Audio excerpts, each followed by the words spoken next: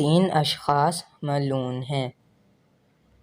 حضرت رسول خدا صلی اللہ علیہ وآلہ وسلم نے اپنی وصیت کے ضمن میں حضرت علی علیہ السلام سے خطاب کرتے ہوئے ارشاد فرمایا: اے علی، اللہ تعالیٰ 3 قسم کے انسانوں پر لعن کرتا ہے: اپنے زاد راہ کو ساتھیوں کے بغیر اکیلا کھانے والا، اور لکودک میدان میں اکیلا سفر کرنے والا، اور گھر میں تنہا سونے والے پر۔